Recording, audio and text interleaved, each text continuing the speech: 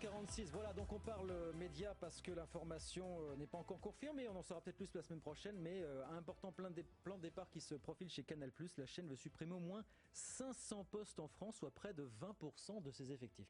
Oui, pourtant, Canal a déjà réalisé des économies avec un plan d'économie lancé en 2016 de 300 millions d'euros. Stéphane Dubreuil, bonsoir. Bonsoir. Vous êtes président de Stalic Consulting. La chaîne a amélioré sa rentabilité, mais c'est vrai que le chiffre d'affaires est toujours en déclin. Donc, comment vous expliquez aujourd'hui ce plan de départ ?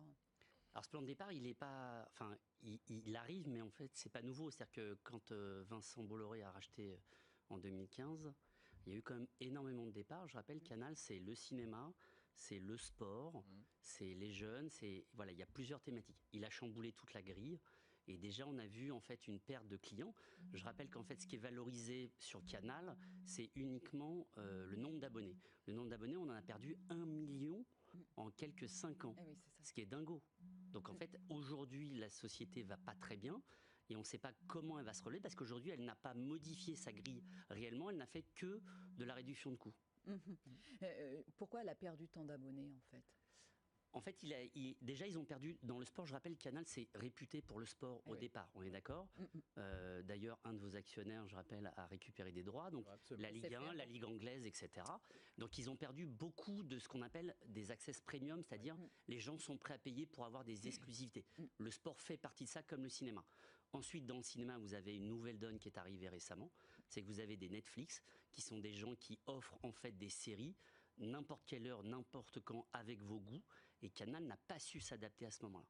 Donc aujourd'hui, Canal est attaqué sur tous les fronts d'un coup. Mais certains disent aujourd'hui, finalement, que ce nouveau plan volontaire, ces économies, finalement, c'est pour faire la mariée un peu plus belle et que Vincent Bolloré chercherait ainsi à faire un joli groupe, une jolie offre pour pouvoir tout vendre. Alors, on peut se le dire, sauf que Vincent Bolloré, depuis quelques années, n'a que des échecs. Je rappelle, sur Autolib à Paris, ça a été un échec. Sur Havas, ça a été très compliqué au départ. Aujourd'hui, c'est Canal.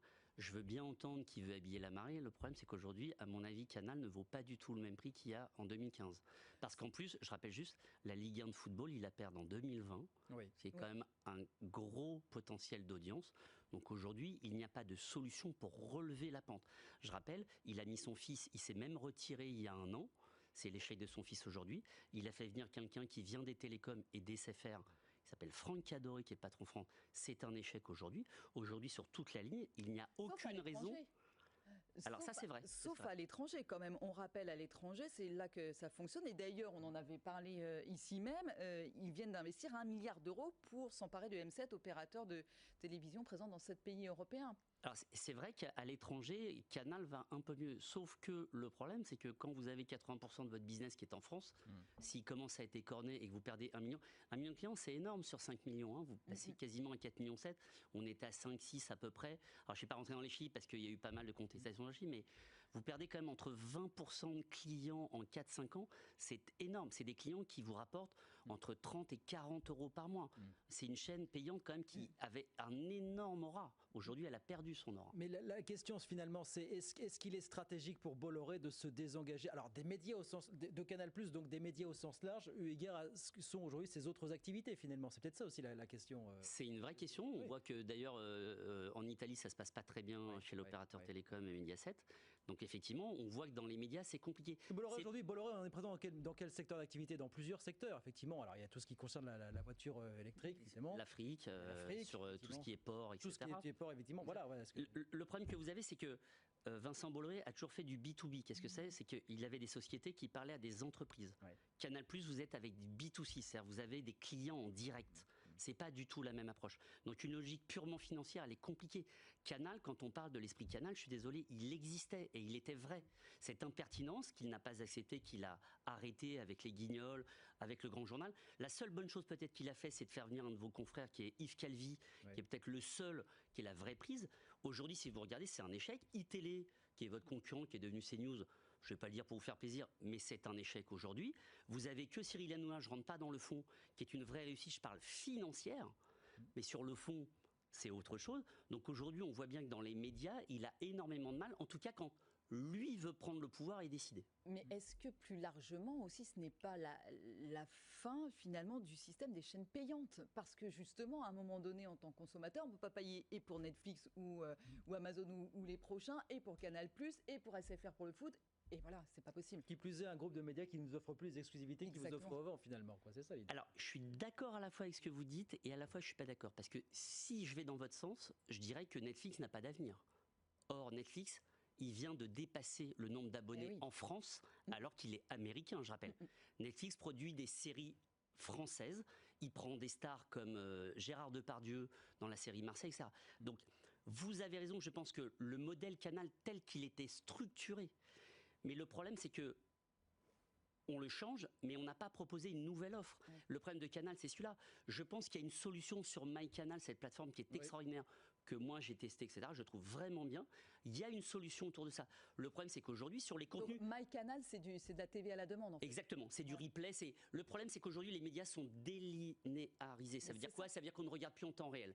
Quand j'ai envie de vous écouter, je suis en mobilité, et j'ai Internet, et donc je vous regarde. Aujourd'hui, c'est ça qui change tout. La donne, même pour le sport, pour tout. Et donc, cette nouvelle donne, Netflix l'a pris très tôt, et aujourd'hui, les médias français très bien, parce que Canal+ est en difficulté, mais je vais vous dire juste une chose. La grande messe de TF1, le 20h, qui était 9 millions d'abonnés il y a quelques années, et même pas à 4,5 millions, 5 millions et demi aujourd'hui. C'est-à-dire qu'on voit bien que toutes les grandes messes linéaires, c'est-à-dire en direct, s'effondrent. Donc on a vraiment une nouvelle consommation. C'est-à-dire quoi? C'est-à-dire que le consommateur, il est en mobilité et il veut décider. C'est lui qui est l'acteur de ce qu'il veut voir.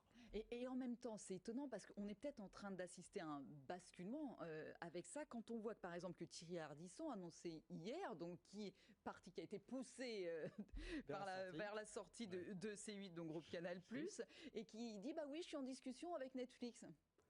Ce qui est intéressant dans ce que vous dites, c'est que en fait, Thierry Ardisson, il part pour une raison, si vous avez bien écouté, il part pour la question de la qualité du budget. Il dit, je ne peux pas faire une émission avec 50%. Et ceux qui sont capables maintenant de financer la qualité, ce sont les sociétés comme Netflix et Amazon. Ce qui est très inquiétant, soit dit entre nous. C'est-à-dire que la qualité maintenant, elle part sur des majors américaines et étrangères.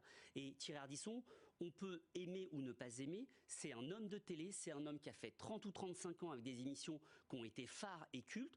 Aujourd'hui, il vous dit, je pars pour récupérer ma liberté et faire la qualité. Et c'est ça pour moi qui est le plus inquiétant en fait. C'est le drame des grandes chaînes qui n'arrivent plus à fédérer même autour de grands programmes. Même le foot, le foot en est une illustration finalement sur les grandes chaînes. C'était autrement à une époque les grands rendez-vous sur TF1, ça n'est plus le cas aujourd'hui. Alors on a une bonne nouvelle, c'est que le foot féminin vient d'exploser. Et ça je tiens à le dire et ça me fait plaisir. Parce que moi j'ai suivi tous les matchs.